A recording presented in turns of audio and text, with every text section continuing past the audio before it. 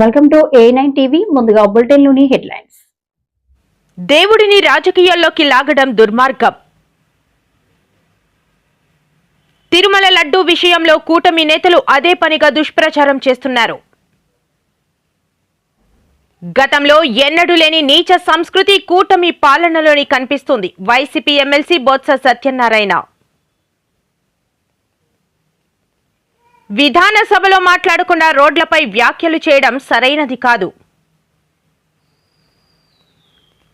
ఏపీకు పౌర విమానయాన రంగంలో 2026 కీలకము. కేంద్ర మంత్రి రామ్మోహన్ నాయుడు.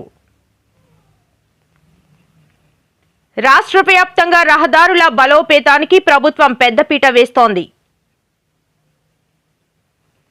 దేశ రక్షణ, పర్యావరణ పరిరక్షణ లక్ష్యంగా సాగుతున్న Vande Mataram CISF coastal cyclothon 10వ రోజు విశాఖ ఆర్కే బీచ్ లో ఘనంగా ప్రారంభమైంది.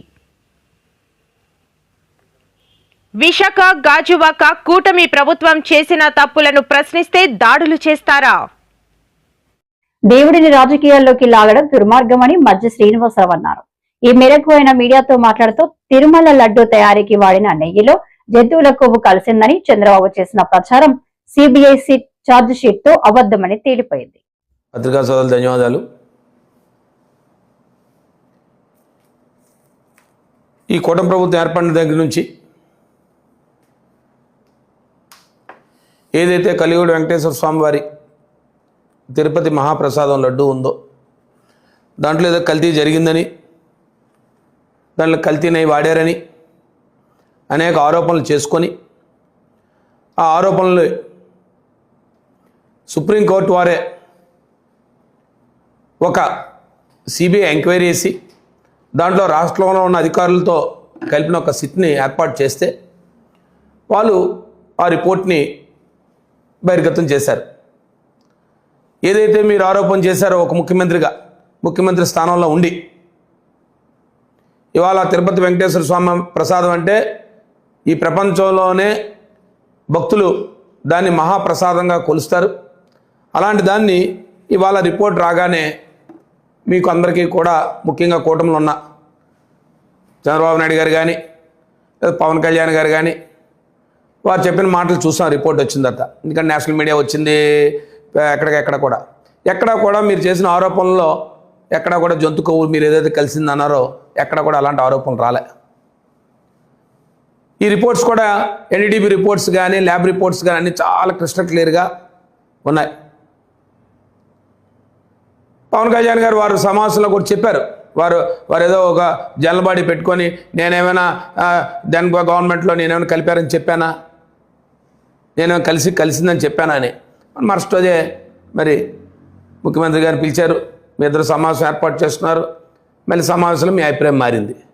మరి ఏం చెప్పారు, మరలా ఏదైతే జగన్మోహన్ రెడ్డి గారి మీద ఎలాగైనా అబాండాలు వేయాలి. దీనికి కారణం ఏంటంటే మీరు అనేక హామీలు ఇచ్చి ఈ ప్రభుత్వంలో అధికారంలోకి వచ్చారు. ఓ పక్క సంక్షేమ కార్యక్రమాలు లేవు, ఓ పక్క అభివృద్ధి కార్యక్రమాలు లేవు. ఉన్న వల్ల ఏంటంటే భూములన్నీ పంచుకోవడం, దాని ద్వారా దోచుకోవడం, ఓ పక్క అభివృద్ధి జరుగుతుందనే ఒక మెసేజ్ చూపించడం, ఎక్కడా కూడా ఒక ఉద్యోగం లేదు, ఎక్కడా కూడా జాబ్ క్యాలెండర్ లేదు. ముఖ్యంగా నిరుద్యోగులకు వచ్చి విశాఖపట్నంలో వందలాది ఎకరాలు వచ్చి తిరుమల లడ్డు విషయంలో కూటమి నేతలు అదే పనిగా దుష్ప్రచారం చేస్తున్నారని వైసీపీ నేత మార్గాని భరత్ అన్నారు. శనివారం ఉదయం ప్రెస్ క్లబ్ లో ఆయన మీడియాతో మాట్లాడుతూ కలియుగ దైవం శ్రీవారి మహాప్రసాదం లడ్డూలో జంతువుల కొవ్వు వాడడానికి నోరెలా వస్తుందని మండిపడ్డారు. ప్రజల్ని ఏమార్చే కార్యక్రమం చేస్తూ ఉన్నారు. ఇది ఎట్టి పరిస్థితుల్లో మీ స్థాయికి ఇది తగదు అనే మాట అయితే క్లియర్గా చెప్తా ఉన్నా. ఇప్పుడు నిన్నటికి నిన్న ఎంత దారుణంగా ఎంత అన్యాయంగా మాట్లాడుతూ ఉన్నాడు అంటే తిరుమల లడ్డూ ప్రసాదంలో బాత్రూంలో వాడే కెమికల్స్ వాడారని ఆయన మాట్లాడుతూ ఉన్నాడు. అసలు మీది నోరా లేకపోతే ఇంకేమన్నా అనాలా అని అడుగుతా ఉన్నా. నిజంగా ఒక్క మాట అయితే చెప్తున్నా, మా హయాంలో 2019 నుంచి 24 దాకా మా హయాంలో ఏదైతే శాంపిల్స్ తీశారో, నేను ఇవాళ అడుగుతా ఉన్నా, 4 ట్యాంకర్స్ రిజెక్ట్ చేశారు కదండి. ఆ రిజెక్ట్ చేసిన ట్యాంకర్స్ డేట్స్ నేను చెప్తున్నా 6/7/2024 2 ట్యాంకర్స్ రిజెక్ట్ చేశారు, ఎక్కడైతే ఏఆర్ డైరీ నుంచి వచ్చిన ట్యాంకర్స్. మళ్ళీ అదేవిధంగా 12/7/2024 ఇంకొక 2 ట్యాంకర్స్ రిజెక్ట్ చేశారు. 4 ట్యాంకర్స్ రిజెక్ట్ చేశారు కదా. ఆ 4 ట్యాంకర్స్ కూడా ఏఆర్ డైరీ రిజెక్ట్ చేసినవి మళ్ళీ ఒక 2 రోజుల కాల వ్యవధిలో వైష్ణవి డైరీ ద్వారాగా మళ్ళీ సేమ్ అయ్యే ట్యాంకర్లు వచ్చినప్పుడు ఆ యొక్క గీని మహాప్రసాదంలో ఎందుకు వాడారు చంద్రబాబు నాయుడు గారు అని మీరు దానికి ప్రశ్నకి సమాధానం చెప్పాలా. ఇప్పుడు అందులో అడల్టరేటెడ్గా ఉంది కాబట్టే దాన్ని రిజెక్ట్ చేశారు కదా. మీ హయాంలో చంద్రబాబు నాయుడు గారు ప్రభుత్వం వచ్చిన తర్వాత మరి రిజెక్ట్ చేసినప్పుడు మళ్ళీ అదే ట్యాంకర్స్ వేరే రూపేణ వచ్చినప్పుడు ఎలా వాడారు? అప్పుడు ఉన్న ఎగ్జిక్యూటివ్ ఆఫీసర్ ఈఓని పైన మీరు ఏం యాక్షన్ తీసుకున్నారు? తిరుమల బోర్డు అసలు బోర్డు పైన గవర్నమెంట్ యాక్షన్ తీసుకోవాలి కదా. ఇండిపెండెంట్ బాడీ అయినప్పటికీ కూడా అడల్టరేటెడ్ గీ అని మీరు ఉద్ఘాటించారు, చంద్రబాబు నాయుడు గారు ఉద్ఘాటించారు. ఉద్ఘాటించినప్పుడు రాష్ట్ర ముఖ్యమంత్రిగా మీకు ఏం బాధ్యత ఉంది? మీరు ఎందుకు దానిపైన యాక్షన్ తీసుకోలేదని సూటిగా ప్రశ్నిస్తా ఉన్నా. అంటే మీరు వాడింది అడల్టరేటెడ్ గీ అని మీకు తెలిసినప్పటికీ కూడా ఆ ట్యాంకర్స్ని వేరే రూపేణ వేరే కంపెనీ రూపేణ వచ్చిందని మీకు తెలిసినప్పటికీ కూడా టీటీడీ బోర్డు పైన ఎందుకు యాక్షన్ తీసుకోలేదు ఒక ప్రభుత్వ ఒక రాష్ట్రానికి ముఖ్యమంత్రిగా ఉన్నప్పుడు? ఇది ఒక అంశము. రెండోది చాలా పెద్ద అంశం ఏంటంటే 28/8/2018 అప్పుడు తెలుగుదేశం ప్రభుత్వం అధికారంలో ఉంది. అధికారంలో ఉన్నప్పుడు గతంలో ఎన్నడూ లేని నీచ సంస్కృతి కూటమి పాలనలోని కనిపిస్తుందని వైసీపీ ఎమ్మెల్సీ బొత్స సత్యనారాయణ అన్నారు. టీడీపీ గుండాల దాడిలో ధ్వంసమైన మాజీ మంత్రి జోగి రమేష్ ఇంటిని శనివారం పార్టీ నేతలతో కలిసి ఆయన పరిశీలించారు. అనంతరం ఆయన మీడియాతో మాట్లాడారు. అంటే ఎంత దిగజారిపోయింది ఈ ప్రభుత్వంలో శాంతి భద్రతలు కానీ లేదు, ప్రభుత్వ నాయకత్వం తాలూకా నాయకత్వంలో వాళ్ళ లోపాలు కానీ అవన్నీ తేటతెల్లంగా కనిపిస్తున్నాయి. చాలా ప్రమాదకరం. ఇలాంటి రాష్ట్రం ఇలాంటి ప్రభుత్వాలు ఉన్నాం. మన ఆంధ్ర రాష్ట్రానికి మన స్వాములైన ఈ ప్రజలకి ఇలాంటి ప్రభుత్వాలు ఉండడం చాలా దురదృష్టం. నేనేదో ప్రతిపక్షం కాబట్టి మాట్లాడుతున్నానే కాదు, దయచేసి రాష్ట్ర ప్రజలందరినీ ఆలోచించమని కోరుతున్నాను. ఇలాంటి నీచమైన సంస్కృతి, ఇలాంటి వాటిని మొత్తాసు పలకడం, ఇలాంటి కార్యక్రమాలు చేయడం ఇది తగదు.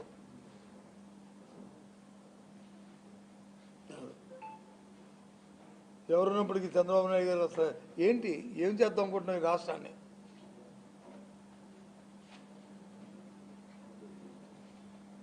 ఏంటి కారణం? ఈ సంఘటనకి ఎందుకు జరిగింది? కొన్ని ఏదో ఈ వీధిలో ఉన్న వాళ్ళు ఏదో వచ్చారు, లేదు ఈ వార్డులో ఉన్న వాళ్ళు వచ్చారు, లేదు ఈ సెంటర్లో ఉన్న వాళ్ళు వచ్చారు, ఏదో క్షణికావసరం ఏదో చేశారు, ఏదో మాట్లాడంటే కాదు. విజయవాడ నుంచి లేకపోతే ఇంకో జగ్గేపేట నుంచో విజయవాడ నుంచో లేకపోతే పక్కనున్న మచిలీపట్నం నుంచో అంత దూరం నుంచి అల్లరమ్మకులు వచ్చి ఈ రకంగా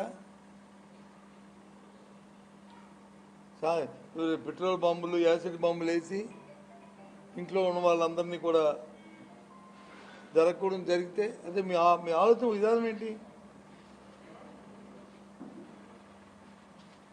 ప్రభుత్వం అసలు అడుగుతున్నాను, రాష్ట్ర ప్రజలందరినీ కూడా ఆలోచన చెప్పని అడుగుతున్నాను. పెట్రోల్ బాంబు వేసి ఒకటి కాదు 2-3 వేసి వాళ్ళు ఇష్టారాజ్యంగా టీవీలో మనం అందరం చూసాం, కర్రలతో కొట్టడం, వీటితో పట్టడం టీవీలో అందరం చూసాం. ఈ కాగితాలు కాదు, ఈ కాగితాలు కాదు, ప్రత్యక్షంగా టీవీలో చూసాం. మనం చూస్తే మీరు వచ్చి కేసు పెట్టి కేసుకు వచ్చి 20 మందికి బెయిల్ ఇచ్చేస్తారా? ఎందుకు పెట్టారు కేసు? ఏం కేసు పెడతారు? పెట్రోల్ బాంబు వేస్తే కేసు ఏం పెడతారు? ఇంట్లో ఉన్న వాళ్ళందరి మీద విధానసభలో మాట్లాడకుండా రోడ్లపై వ్యాఖ్యలు చేయడం సరైనది కాదని వైసీపీ ఎమ్మెల్యేలను ఉద్దేశించి స్పీకర్ అయ్యన్న పాత్రుడు కీలక వ్యాఖ్యలు చేశారు. రాష్ట్రం ప్రజల సమస్యలపై చర్చించాలంటే సభకు రావాలని, ప్రతి అంశంపై మంత్రుల ద్వారా సమాధానం ఇప్పించే బాధ్యత తనేదేనని స్పష్టం చేశారు. అటువంటి సబ్జెక్టు మాట్లాడేవారు. ఇవాళ చూస్తున్నాం అసెంబ్లీకి రాజకీయాలు బయట మాట్లాడుతుంటారు. బయట నుంచి మాట్లాడాలి, మీరు బయట నుంచి మాట్లాడాలండి. ప్రజల కోసం కదా మాట్లాడుతా అంటున్నారు, మీరు రాష్ట్రం కోసం కదా మాట్లాడుతా అన్నారు. ఆ మాట్లాడేది అసెంబ్లీలో మాట్లాడండి, అసెంబ్లీ మాట్లాడండి. మరి మంత్రి ఉంటాడు, సీఎం ఉంటాడు, డిప్యూటీ సీఎం ఉంటాడు, మంత్రులు ఉంటాడు, సమాధానం చెప్తారు మీకు. అసెంబ్లీకి వచ్చి మాట్లాడరు కానీ బయట మాట్లాడదంటారు. ఎందుకు మాట్లాడు బయటని? అదే మాట్లాడు అసెంబ్లీ మాట్లాడండి. నేను అవకాశం ఇస్తానని చెప్పాను, మరి ఎందుకు రావట్లేదు అసెంబ్లీకి? ప్రసాద్ గారు మీరు పెద్దలు కూడా ఆలోచించారు సార్. నాకు కూడా స్పీకర్ అయ్యి 2 years అవుతుంది. రాజ్యాంగం ఏంటి? ఈవేళ ఒక ఎంప్లాయీ ఉద్యోగం రాకపోతే సస్పెండ్ చేస్తున్నాం, జీతం ఇవ్వం. మరి ఎమ్మెల్యే అసెంబ్లీకి రాకపోతే జీతం ఎందుకు ఇవ్వాలి? ఇది నా పాయింట్. దీనికి నాకు ఆన్సర్ కావాలి సార్. సస్పెండ్ చేయడం కంటే మరి పర్మిషన్ కావాలంటే మనకి దానికి వాళ్ళ అంతే. రాజ్యాంగం ఏంటో నాకని పెద్దలు బాగా తెలుసు, డిప్యూటీ స్పీకర్ కూడా చేశారు, అనుభవం ఉన్న వ్యక్తి. అంటే స్టడీ చేయండి సార్. దీన్ని మనం మన టైంలో మార్చలేదు sir. No duty no pay. Duty చేయనప్పుడు పేమెంట్ ఎందుకు ఇవ్వాలా? నో వర్క్ నో పే అన్న సిద్ధాంతానికి మనం కట్టుబడి చేయకపోతే ఇప్పుడు ఈ తరం రాబోయే తరం వరకు ఒక లక్ష్యం చెప్పాల్సిన అవసరం. రా అసెంబ్లీకి రా, మాట్లాడు, నీకు ఇష్టం వచ్చింది మాట్లాడు, విత్ ఇన్ ది లిమిట్స్. ఆ ఇష్టం వచ్చింది మాట్లాడడానికి మంత్రి సమాధానం చెప్తారు. ఇక్కడ సమాధానం చెప్పకపోతే చెప్పించి బాధ్యత నాది. అంతేగాని నువ్వు రాకుండా అసెంబ్లీకి రాకుండా బయటికి ప్రెస్ మీట్ పెట్టి ఇష్టం వచ్చినట్టు తిట్టి ప్రజలు తప్పుదారి పట్టించి. నా ఉద్దేశం ఏంటంటే ప్రభుత్వాలు ఎన్టీ రామారావు లాంటి మహా వ్యక్తి ఓడిపోయింది సార్ రాజకీయాల్లో. ఇందిరాగాంధీ లాంటి మహా వ్యక్తి, కాళికా శక్తి అని ఆ రోజుల్లో చదువుకున్నప్పుడు. అటువంటి ఇందిరాగాంధీ కూడా ఓడిపోయింది ఎలక్షన్లో. అంటే ఈ ఎలక్షన్లో అధికారం శాస్త్రం కాదని చెప్పి వాళ్ళు చూసి నేర్చుకోవాలి. మనం గెలుస్తూ ఉంటాం, ఓడిపోతూ ఉంటాం, అది వేరు ప్రధాన నిర్ణయం. కానీ గెలిచిన తర్వాత రాష్ట్రం కోసం, ప్రజల కోసం, మన గ్రామాల అభివృద్ధి కోసం ఆలోచించాలి తప్పించి రోజు కుట్లట్లేండి. నాకు అర్థం కదండి. ఎందుకు డైవర్సిటీ పాలిటిక్స్? ఇవన్నీ తప్పని చెప్పి నా ఉద్దేశం. పెద్దలు ఉన్నారు, ఇటువంటి పెద్దలు చూసి నేర్చుకోవాలి కదా మనం. రా, నీకు హక్కు ఉంది, రా వచ్చి మాట్లాడు అసెంబ్లీలో. మాట్లాడకుండా ఎక్కడో బయట మాట్లాడి ఎవరి దగ్గర మాట్లాడరు. అప్పుడు ఒక వ్యక్తి దగ్గరికి వచ్చారు. సార్ నాకు వచ్చి సాయం చేయండి సార్, కష్టపడి సైట్ కొనుక్కున్నాను, అది న్యాయం అనిపించింది. ఒకటి వెళ్ళి ఏపీకు పౌర విమానయాన రంగంలో 2026 కీలకమని కేంద్ర మంత్రి రామ్మోహన్ నాయుడు అన్నారు. ప్రధాని చేతుల మీదుగా భోగపురం ఎయిర్పోర్ట్ ప్రారంభానికి సన్నాహాలు చేస్తున్నామని, మే, జూన్ నాటికి పనులు పూర్తవుతాయని పేర్కొన్నారు. కడప, విజయవాడ, రాజమండ్రి విమానాశ్రయంలో అదనపు టెర్మినల్ నిర్మిస్తామన్నారు. నగరాలు, ఆ ప్రాంతం తాలూకు అభివృద్ధి చాలా కీలకంగా మారబోతుంది. ఇప్పటికే మనం పోర్టులు చాలా అత్యధిక శాతం మనం నిర్మించుకుంటున్నాం, ఇంకా భవిష్యత్తులో కూడా నిర్మిస్తాం. పవర్ ప్లాంట్స్ గానీ, రిఫైనరీస్ గానీ, లేకపోతే ఇండస్ట్రీస్ గానీ, కోస్టల్ కి సంబంధించినటువంటి ఎకనామిక్ యాక్టివిటీ గానీ భవిష్యత్తులో ఇంకా ఎక్కువగా పెరగబోతుంది. అందులో కూడా మీరు చూసుకుంటే విశాఖపట్నం లాంటి నగరం ఈ 18 నెలల్లోనే రాష్ట్రంలో కూడా చంద్రబాబు నాయుడు గారు ముఖ్యమంత్రి అయి పవన్ కళ్యాణ్ గారి తాలూకా సహకారంతో ఎంత అద్భుతంగా ఒక తీర ప్రాంతంలో ఉన్నటువంటి విశాఖపట్నం నగరం ప్రపంచంలోనే పెట్టుబడులకు ఏ రకంగా వేదిక అయిందో మనం అందరం ప్రత్యక్షంగా చూసాం. సో ఒక తీర ప్రాంతం ఎంత పెద్ద ఎత్తున అభివృద్ధి చెందుతున్నప్పుడు సిఐఎస్ఎఫ్ గానీ, లేకపోతే కోస్టల్ గార్డ్ గానీ, జనరల్ పోలీసింగ్ గానీ, వీళ్ళందరితో పాటు సామాన్యులు కూడా ఆ యొక్క భద్రతా భావంతో ముందుకు రావాలనే ఆలోచనతో ఈ యొక్క సైక్లోథాన్ ని మొదలు పెట్టడం జరిగింది. ఈసారి విశేషం ఏంటంటే ఈ సిఐఎస్ఎఫ్ టీంలో సగానికి సగం మంది మహిళలు కూడా ఉన్నారు.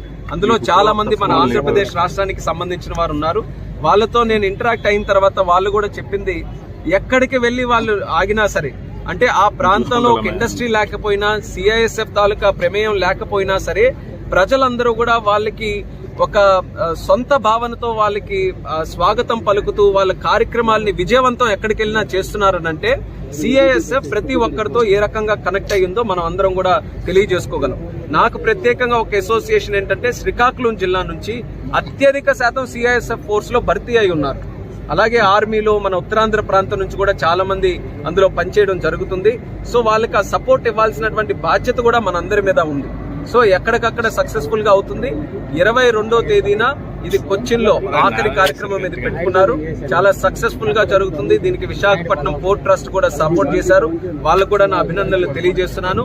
ఈ ముఖ్యమైనటువంటి ఉద్దేశం మరొకసారి నేను ప్రతి ఒక్కరికి, ముఖ్యంగా తీర ప్రాంత ప్రజలకి, మత్స్యకారులకి, ఎందుకనంటే కోస్టల్ సెక్యూరిటీ చాలా ముఖ్యమైనటువంటి అంశం. ఈ రోజు చూస్తున్నాం, మన వాళ్ళు కూడా వేరే దేశం ప్రాంతంలోకి వెళ్లారని అరెస్టులు అవుతున్నారు. వేరే వాళ్ళు మన ప్రాంతానికి వచ్చారని చెప్పి వాళ్ళని ఇక్కడ పట్టుకోవడం జరుగుతుంది. ఇలాంటి సందర్భంలో జనరల్ విజిలెన్స్ కూడా జనరల్ పబ్లిక్ కూడా ఉంచాల్సినటువంటి అవసరం ఉంది.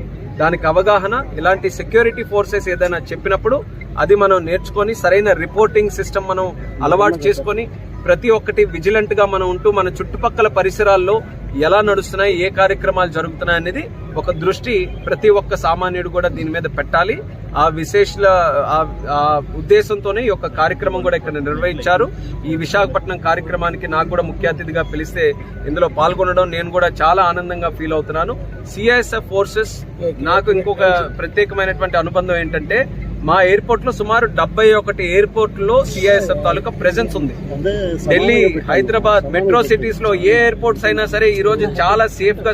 రాష్ట్ర వ్యాప్తంగా రహదారుల బలోపేతానికి ప్రభుత్వం పెద్దపీట వేస్తుంది. అందులో భాగంగా నర్సీపట్నం నియోజకవర్గంపై ప్రత్యేక అభిమానంతో 29 రహదారుల కోసం 22 కోట్లు కేటాయించినందుకు డిప్యూటీ సీఎం పవన్ కళ్యాణ్ కి నియోజకవర్గ ప్రజల తరపున ప్రత్యేక ధన్యవాదాలు తెలియజేస్తున్న స్పీకర్ చింతకాయల అయ్యన్న పాత్రుడు. అందరికీ నమస్కారం అండి. ఈరోజు రాష్ట్ర ప్రభుత్వం ముఖ్యంగా పంచాయతీరాజ్ డిపార్ట్మెంట్ మంత్రి గారు ఏంటంటే పవన్ కళ్యాణ్ గారు రాష్ట్రంలో కొన్ని రోడ్లు శాంక్షన్ ఇవ్వడం జరిగింది. ఈ రోడ్లు ఏంటంటే నాబార్డు, శాస్కి అనే 2 హెడ్స్ ఉంటాయి. ఈ హెడ్స్ ద్వారా మన రాష్ట్రంలో మొత్తం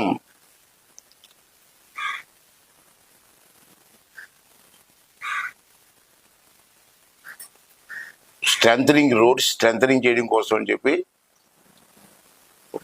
1392 రోడ్స్ శాంక్షన్ ఇవ్వడం జరిగింది. ఇవి 26 డిస్ట్రిక్ట్లలో కూడా ఈ రోడ్స్ ఇవ్వడం జరిగింది. చాలా మంచి కార్యక్రమం టేకప్ చేశారు. ఈ కార్యక్రమం చేసినందుకు పవన్ కళ్యాణ్ గారికి మనస్ఫూర్తిగా ధన్యవాదాలు తెలుపుకున్నాను. దాంట్లో భాగంగా మన నర్సీపట్నం నియోజకవర్గానికి వారు 29 రోడ్లు ఇచ్చారండి. ఇదే స్కీమ్లో, సేమ్ స్కీమ్లో 29 రోడ్లు ఇచ్చారు. 29 రోడ్లకి టోటల్ అమౌంట్ 22 కోట్లు ఇచ్చారు. ఒకే జీవోలో 22 కోట్లు లార్జ్ అమౌంట్ ఇచ్చారు మన నర్సీపట్నం నియోజకవర్గానికి. మరి వారికి నర్సీపట్నం నియోజకవర్గం తరపున ధన్యవాదాలు తెలియజేస్తానండి. మరి మండలం వైజ్ డివైడ్ చేస్తే 29 రోడ్లని, మాకారపాలెం మండలానికి 6 రోడ్లు ఇచ్చాను. ఈ 6 రోడ్లకి 4,21,00,000 ఇచ్చాను మాకారపాలెం మండలానికి. అలాగే గొలుగొండ మండలానికి 12 రోడ్లు ఇచ్చాను. ఈ 12 రోడ్లకి 6,30,00,000 ఇచ్చాను. అలాగే నర్సీపట్నం మండలానికి 4 రోడ్లు ఇచ్చాను. ఈ 4 రోడ్లకి 3,37,00,000 ఇచ్చాను. అలాగే నాతవరం మండలానికి 7 రోడ్లు ఇచ్చాను. 7 రోడ్లకి 8,12,00,000 ఇచ్చాను. టోటల్గా చూసుకుంటే 22 కోట్లు అయింది. ఇది ఒక్క నర్సీపట్నం. దేశ రక్షణ, పర్యావరణ పరిరక్షణ లక్ష్యంగా సాగుతున్న Vande Mataram CISF coastal cyclothon 10వ రోజు విశాఖ ఆర్కే బీచ్ లో ఘనంగా ప్రారంభమైంది. కేంద్ర మంత్రి రామ్మోహన్ నాయుడు ముఖ్య అతిథిగా విచ్చేసి కార్యక్రమాన్ని ప్రారంభించారు. మంత్రి మాట్లాడుతూ అద్భుతమైనటువంటి స్వాగతం మన తాలూకా ఆంధ్రప్రదేశ్ రాష్ట్ర ప్రజలు, అక్కడ శాసనసభ్యులు విప్వర్యులు అశోక్ గారు అందరూ కూడా కలిసి వాళ్ళందరికీ కూడా స్వాగతం పలకడం జరిగింది.